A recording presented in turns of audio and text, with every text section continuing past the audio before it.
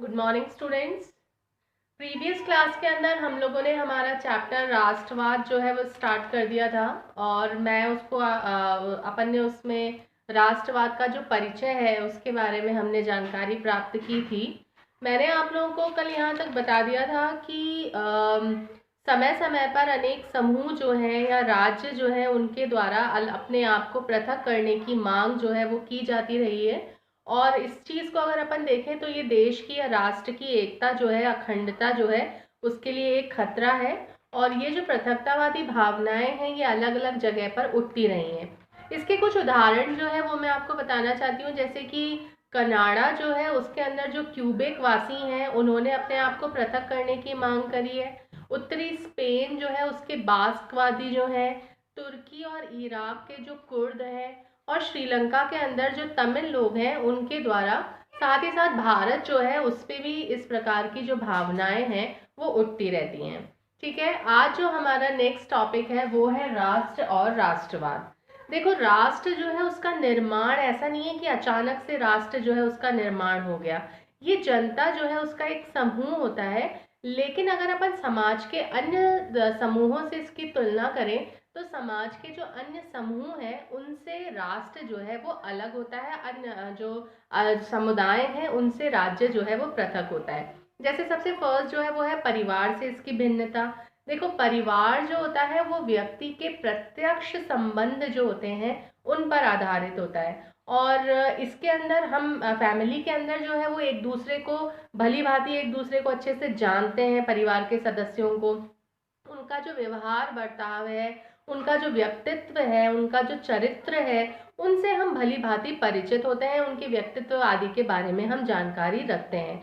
लेकिन राष्ट्र में रहने वाला जो हर नागरिक है वो एक दूसरे को व्यक्तिगत रूप से नहीं जानता है। अब ऐसे तो इतने सारे लोग हैं, इतनी करोड़ों की आबादी, अगर अपन भारत राष्ट्र की बात करें तो यहाँ हम हर नागरिक को व्यक्तिगत तौर पर नहीं जानते हैं। उसके व्यक्तित्व के बारे में, उसके चरित्र के बारे में, उसके व्यवहार के बारे में हमको पूरी तरह से जानकारी नहीं है। तो इस प्रकार से राष्ट्र जो है वो परिवार से भिन्न होता है। फिर राष्ट्र जो है वो जनजातियों से, और जातियां जो है या फिर जो अन्य अगर आप सगोत्रीय समूह देखेंगे उनसे भी अलग है। ठीक है, इन समूहों में क्या है, व्यक्ति, वंश, परंपरा या विवाह संबंध जो है उसके द्वारा व्यक्ति जो है वो एक दूसरे से जुड़ा होता है।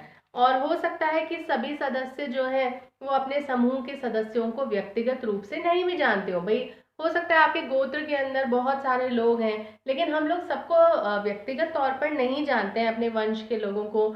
लेकिन फिर भी आवश्यकता अगर पड़ती है कभी, तो आवश्यकता की स्थिति में हम उनसे किसी भी प्रकार का संबंध जो है वो जोड़ सकते हैं। ठीक है, तो इन आधारों पर ये कहा जा सकता है कि राष्ट्र जो होता है वो अन्य समुदायों से, अन्य समूहों से भिन्न होता है। क्यों? क्योंकि हम अपने राष्ट्र में अधिकतर जो सदस्य हैं उनको व्यक्तिगत रूप से नहीं जानते हैं, फिर भी राष्ट्र का जो अस्तित्व है वो बना हुआ है।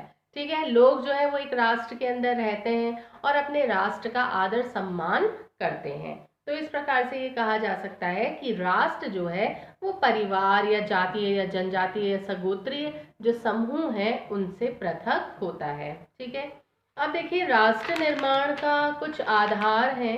अधिकांश तो देखो ऐसा माना जाता है कि राष्ट्र का जो निर्माण है वो ऐसे समूहों के द्वारा किया जाता है जो कि समान भाषा बोलते हैं, या फिर जिनका धर्म, जाति जो है वो समान होता है, या जिनकी पहचान जो है वो बिल्कुल समान हो। लेकिन वास्तव में ऐसा नहीं है। मतलब ऐसा कोई एक समान गुण नहीं कहा जा सकता है जिस गुण के आधार पर ये कहा जाए कि भाई इस आधार पर राष्ट्र जो है उसका निर्माण होता है। जैसे कि अगर आप एग्जाम्पल देखें तो कई राष्ट्र जो है उनकी कोई अपनी भाषा नहीं है। जैसे कनाडा के अंदर अंग्रेजी भी बोली जाती है और फ्रांसीसी भाषा बोलने वाले लोग जो है वो भी निवास करते हैं। अगर आप भारत का उदाहरण देखें तो भारत में अलग अलग क्षेत्र जो है उनमें अलग अलग भाषाएं बोली जाती हैं। अलग अलग धर्म के लोग जो है वो भी निवास करते हैं। साथ ही नस्ल की, कुल की भिन्नताएं जो है वो भी यहाँ पर पाई जाती हैं। तो ये कहा जा सकता है कि राष्ट्र जो है वो एक प्रकार का काल्पनिक समुदाय होता है और ये अपने सदस्यों के आपसी जो विश्वास हैं, जो आकांक्षाएं हैं, जो कल्पना के आधार हैं, उन पर एकता के सूत्र में बंधा होता है। तो राष्ट्र में ही नागरिक जो होते हैं वो अपनी पहचान बनाते हैं। तो इसके कुछ आधार हैं, जैसे साझे विश्वास है, इतिहास है, भू क्षेत्र है, साझे राजनीतिक आदर्श है, साझी राजनीतिक पहचान है। तो ये सारे इसके कुछ पॉइंट्स हैं।